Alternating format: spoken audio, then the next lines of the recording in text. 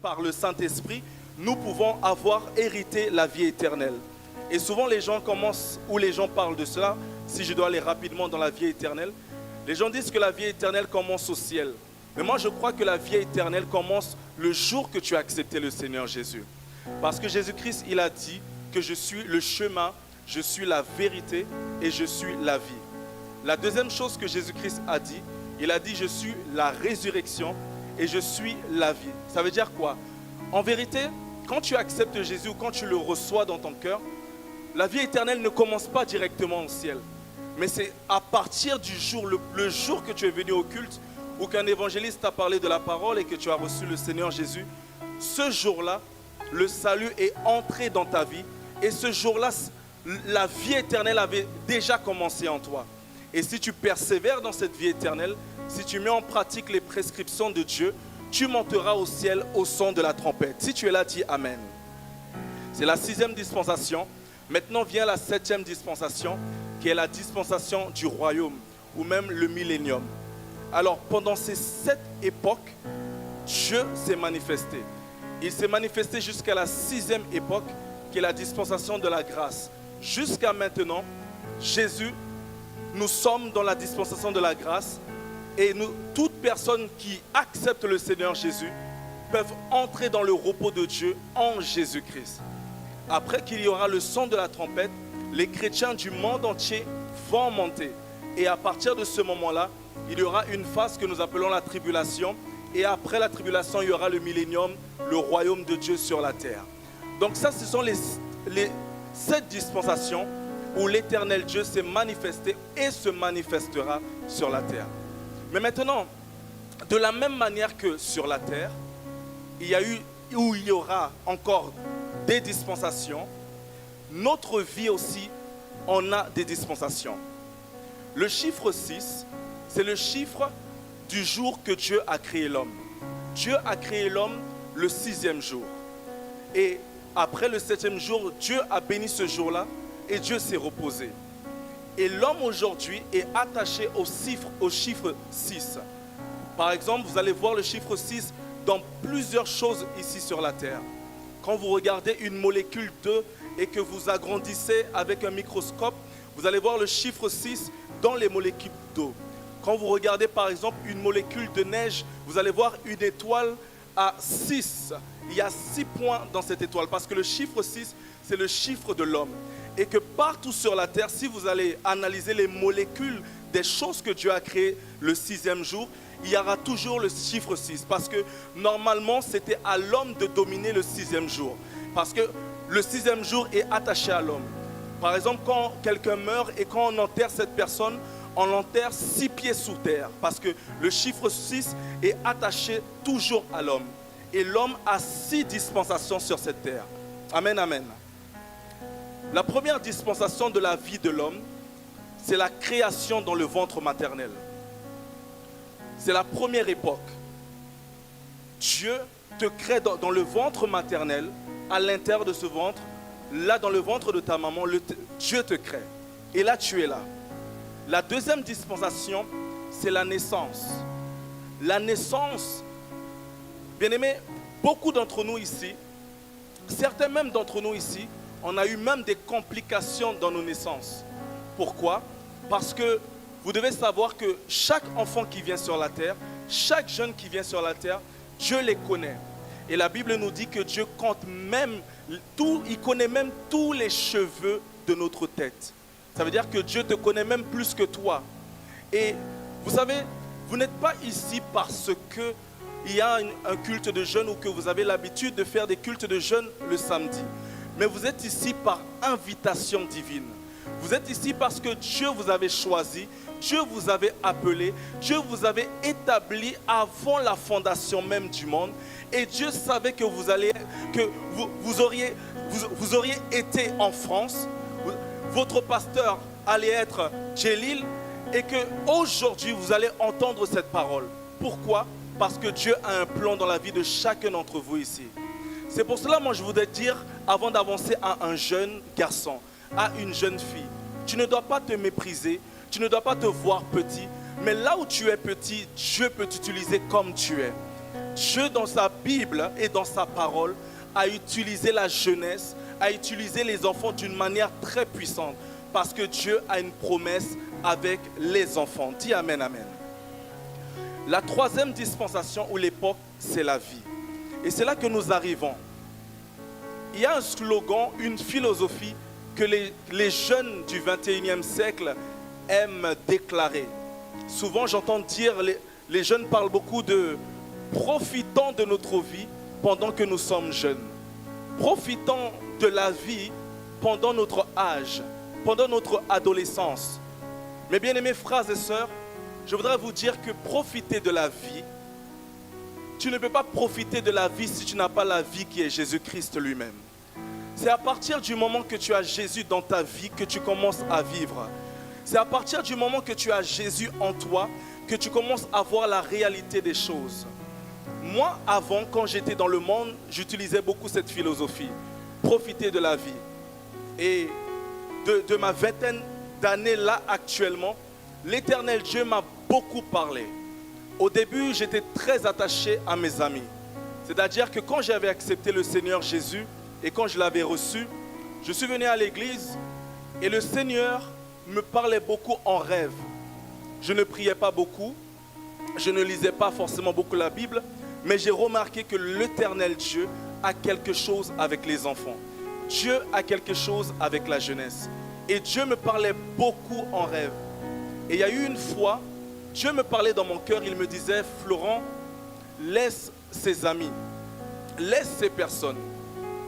Pas que directement cette personne m'amenait dans des débauches ou dans certains péchés, mais que je les aimais tellement qu'il était possible ou fort possible qu'un jour, ils allaient pouvoir m'amener dans des choses qui ne plaisaient pas au Seigneur.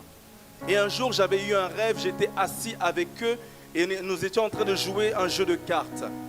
Et quand on jouait le jeu de cartes, à un moment donné, j'ai tourné mon visage vers la droite et j'ai vu un homme. J'ai vu un homme descendre du ciel et quand cet homme est descendu du ciel, il avait une robe blanche. Il avait un visage, mais je n'arrivais pas à voir son visage parce qu'il y avait de la lumière autour de son visage. Et cet homme marchait vers moi. Personne ne m'a dit, personne ne m'a expliqué, mais en moi-même, dans mon cœur, je savais que cet homme était Jésus-Christ. Et alors que Jésus-Christ s'approchait de moi, je suis sorti de la table, j'ai laissé le jeu de cartes et je suis allé vers lui, je me suis prosterné devant lui. Quand je me suis prosterné devant Jésus, malgré que je ne voyais pas son visage à cause de la lumière, Jésus-Christ est passé à côté de moi et il ne m'a pas regardé. Quand Jésus-Christ est passé à côté de moi, j'ai compris qu'il n'était pas content avec ce que j'étais en train de faire. Parce que je suis venu à lui, il m'avait donné des prescriptions, mais je ne mettais pas la parole de Dieu en pratique. C'est-à-dire que j'ai commencé à aimer plus mes amis païens que d'aimer la parole de Dieu. J'ai commencé à aimer plus les plaisirs du monde que la parole de Dieu. Alors que Dieu voulait avoir une intimité avec moi. Jésus voulait avoir une intimité avec moi. Il voulait être proche de moi. J'ai pleuré. Jésus-Christ n'a pas parlé. Mais étant donné que Jésus-Christ est la parole, j'ai compris qu'il me parlait déjà. Il me disait que Florent, tu es en train de rentrer dans la table des moqueurs, comme la Bible nous dit dans le psaume 1. La Bible nous dit de heureux l'homme. Et je peux même rajouter la femme qui ne s'assoit pas en compagnie des moqueurs. Et c'est ce que j'étais en train de faire ce jour-là. Et Jésus-Christ est passé, mais il ne m'a pas regardé. Un jour est arrivé, c'était très difficile pour moi. Après ce rêve, je suis parti, je suis allé voir mes amis et je les ai parlé. Je les ai dit qu'à partir d'aujourd'hui, je ne veux plus vivre cette vie. Je veux changer de vie, je veux vraiment suivre mon Dieu. Je veux vraiment marquer ma génération. Et parce que j'ai pris cette décision, à un moment donné, j'ai vu que Dieu m'a retiré ses amis. Mais Dieu m'a donné des nouveaux amis qui est l'Église du Seigneur, qui est vous qui êtes ici.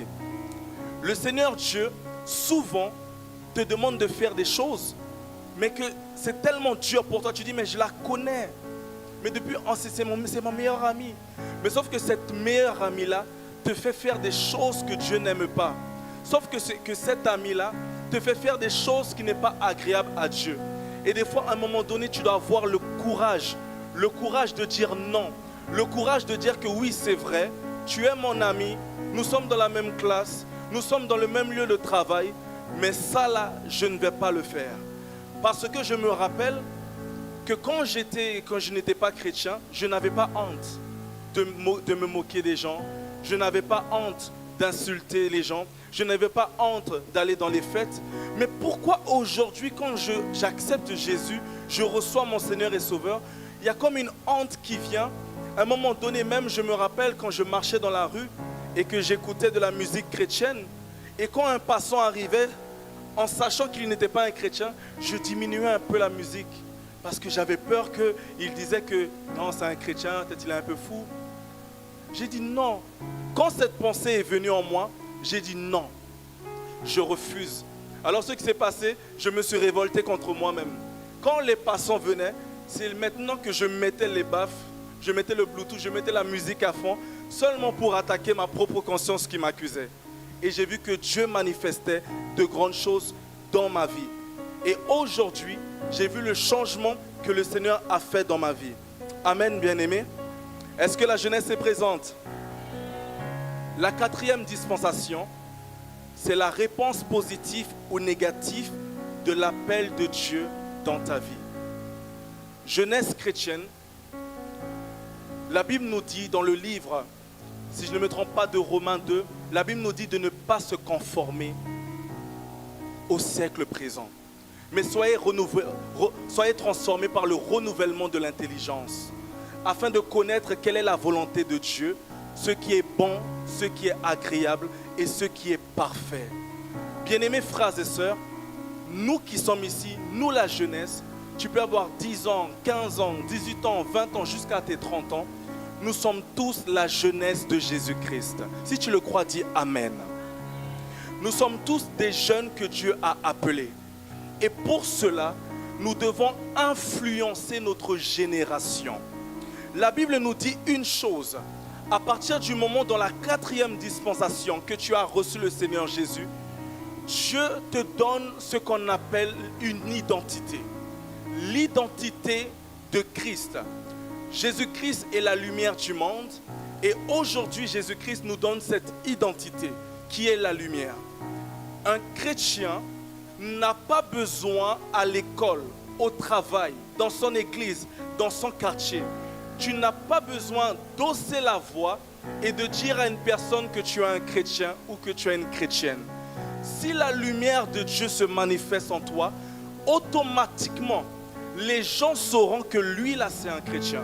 Les gens sauront que elle c'est une chrétienne parce que la lumière de Dieu agit en toi. Hier je disais quelque chose à un frère. Je disais que quand tu allumes la lumière n'a pas besoin de parler pour dire voici je suis la lumière, j'éclaire. Non, la nature de la lumière c'est d'éclairer. La nature de la lumière c'est d'éclairer, s'éclairer elle-même et éclairer les autres. C'est-à-dire qu'un chrétien, un jeune chrétien, doit avoir la nature pour éclairer les gens de sa famille, éclairer la société, éclairer son lieu de travail, éclairer son lycée automatiquement, sans que les gens te posent des questions. Mais si par exemple, quelqu'un dit, un jour arrive, tu es avec ton ami, ton meilleur ami, et ça fait 5 ans que tu as reçu le Seigneur. Et 5 ans après, un jour est arrivé, ton portable sonne et il y a un son de Denamona. Et à partir de ce moment, elle dit, ah, tu es une chrétienne? Mais ça fait 5 ans, mais je ne savais pas. Ça veut dire qu'il y a un problème. Ça veut dire que tes œuvres et les œuvres que ton ami voyait au travers de toi ne témoignaient pas Christ. Ta manière de marcher, ta manière de parler ne témoignait pas Christ. Quand Jésus-Christ nous appelle à être dans la lumière ne se manifeste pas seulement à l'église, mais la lumière doit éclairer les ténèbres. La Bible nous dit dans le livre de Actes chapitre 2 qu'ils étaient à 120 et ils étaient tous dans la chambre haute. La Bible nous dit que tous ensemble, ils ont reçu le baptême du Saint-Esprit. Mais si les disciples n'étaient pas sortis pour aller à Jérusalem, les gens n'allaient pas savoir qu'il y avait des 120 lumières dans la chambre haute. C'est pour cela, chacun d'entre nous ici, nous sommes venus ici à l'église. L'église, c'est un lieu de recharge. L'église, c'est comme une station spirituelle où tu viens prendre un carburant spirituel. Mais après, nous n'allons pas vivre ici. Nous n'allons pas dormir ici. Nous n'allons pas rester ici. Nous devons sortir maintenant pour manifester la gloire et pour dire à Noisy-le-Grand que Jésus-Christ existe. Dis Amen. Si nous voulons voir le réveil en France, si nous voulons voir le réveil au travers de la jeunesse, il est très important maintenant que nous les jeunes, nous puissions faire la différence entre le bien et entre le mal.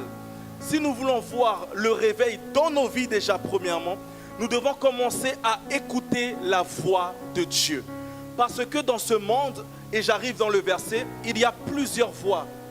Il y a ta propre voix, il y a la voix de l'ennemi, il y a la voix de Dieu. Mais il y a aussi la voix des amis, la voix des réseaux sociaux, la voix des Snap, la voix des Instagram, la voix des TikTok. Et nous sommes dans un monde qui essaye de nous amener à changer d'image. Nous sommes dans un monde qui veut changer notre nature. Nous sommes dans un monde qui veut nous amener dans un mélange afin que la lumière que Christ avait posée en nous ne puisse plus briller le monde. C'est pour cela, même dans ces milieux-là, Dieu nous appelle à briller. Quand tu es dans ton Facebook, tu dois briller. Quand tu es dans ton YouTube, sur ton compte Instagram, sur ton compte TikTok, tu dois briller parce que tu es toi-même la lumière du monde. Bien-aimés frères et sœurs, la Bible nous dit beaucoup de choses. Quelqu'un dit Amen. Nous allons prendre le verset. Reprends avec moi Genèse.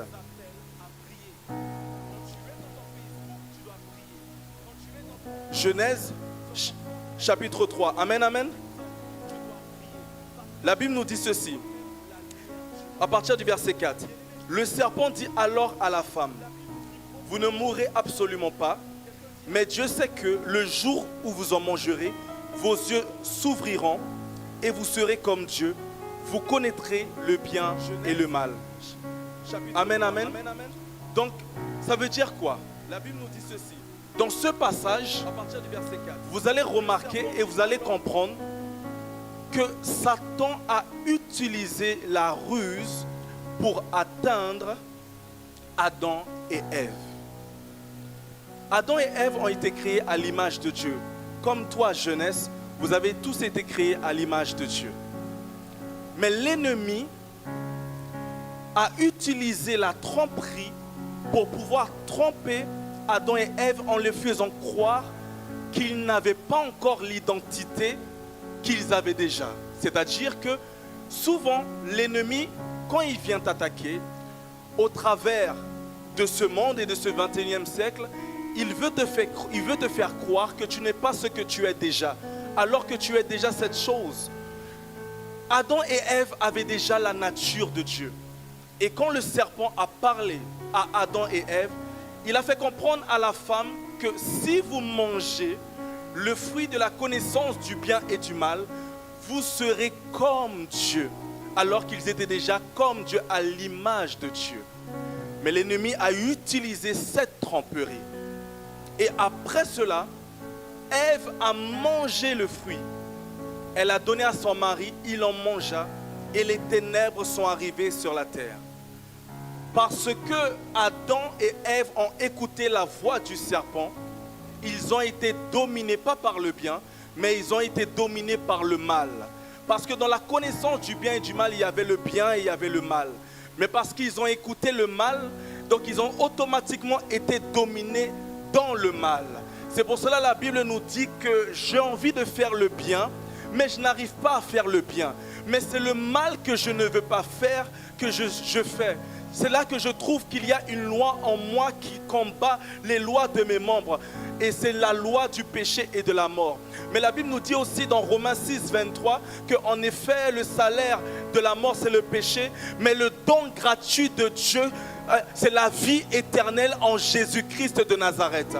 Chacun d'entre nous ici, après que Adam, le premier Adam a mangé le fruit interdit, nous aujourd'hui, nous avons mangé le fruit de la vie éternelle en Jésus-Christ notre Seigneur. Et nous ne sommes plus dominés par le mal. C'est pour cela, la voix que tu écoutes déterminera dans quelle position que tu seras.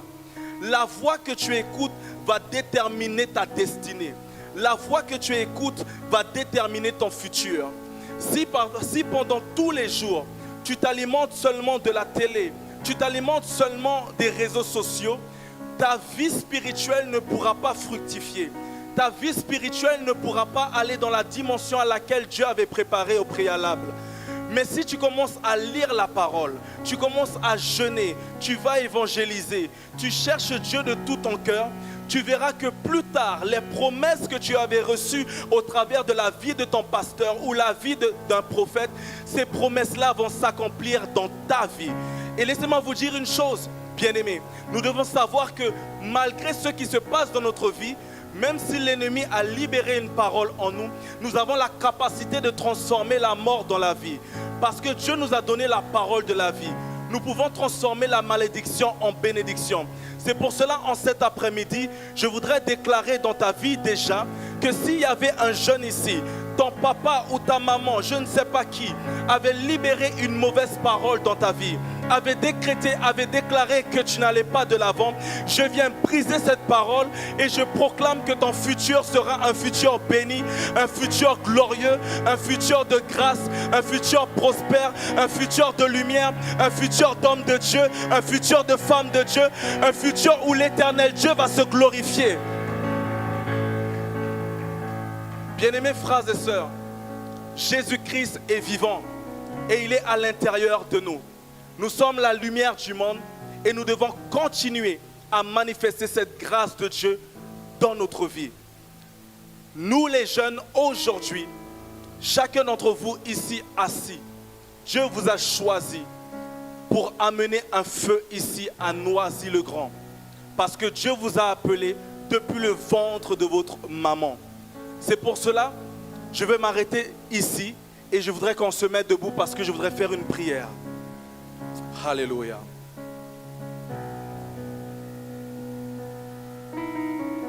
Merci Saint-Esprit. Merci Saint-Esprit.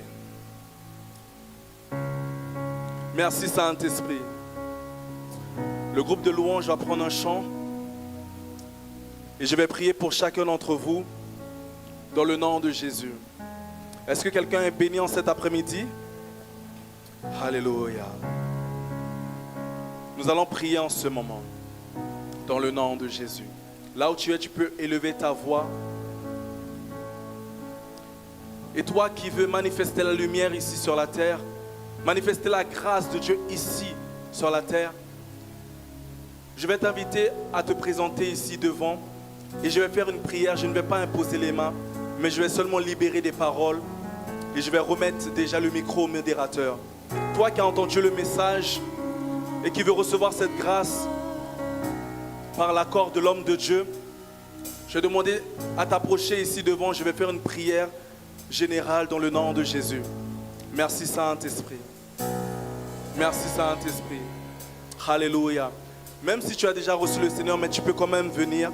Et toi qui n'as pas reçu le Seigneur aussi, et tu veux recevoir le Seigneur comme ton Seigneur dans ta vie, ton Seigneur et Sauveur, tu peux t'approcher également, tu peux me faire signe et je ferai la prière pour toi.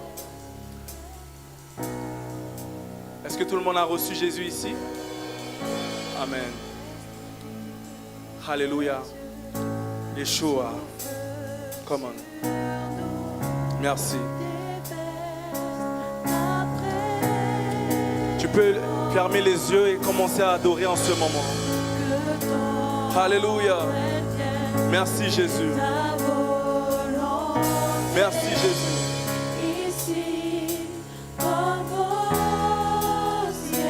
Alléluia.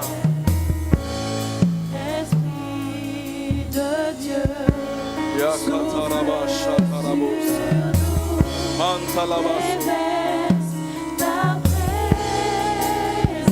Oh oui Seigneur, nous te demandons, Papa, Que ton règne fait ta volonté.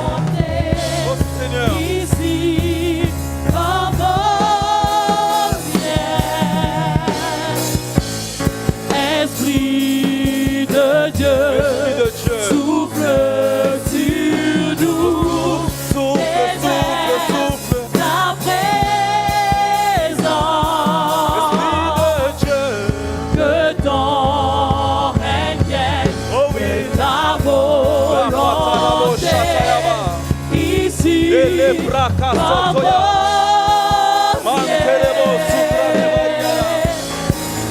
Esprit de Dieu, Seigneur, viens souffler aujourd'hui.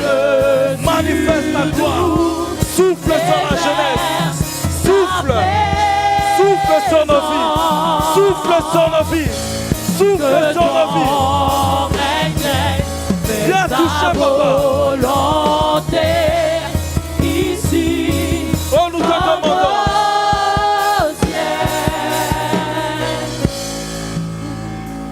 Oh Seigneur, nous te demandons. Nous te demandons. Manifeste-toi au milieu de nous. Manifeste ta grâce dans le nom de Jésus. Manifeste ta grâce, papa. Manifeste ta grâce. Là où il y a un jeune qui a levé ses mains, je prie maintenant en ce moment même qu'une onction, qu'une nouvelle grâce, qu'une nouvelle gloire puisse descendre sur ta vie. Alors que tu es en position de recevoir, il y a une grâce qui descend sur toi. Il y a une lumière qui vient sur toi afin que tu puisses manifester Christ dans ta génération. Au travers de toi, Paris saura que Jésus existe. Au travers de toi, Noisy-le-Grand saura que Christ existe. Au travers de toi, la métropole saura que Jésus existe. Parce que la lumière de Dieu est en toi. Dans le nom de Jésus-Christ de Nazareth, lève tes deux mains en ce moment et commence à recevoir. Commence à recevoir. Commence à recevoir. Esprit. Esprit de Dieu, Commence à recevoir la grâce. souffle sur Reçois le souffle de Dieu. déverse La grâce de Dieu. Papa, nous te demandons en ce moment. que ton Dans le nom de Jésus. fais ta Dans le nom de Jésus. volonté. Dans le nom de Jésus. Ici, Seigneur, déverse tes dons. au ciel. Esprit de Dieu, Oh oui, papa. souffle Oh oui, agis. sur nous. Souffle, souffle, souffle, souffle, souffle, souffle, souffle, souffle.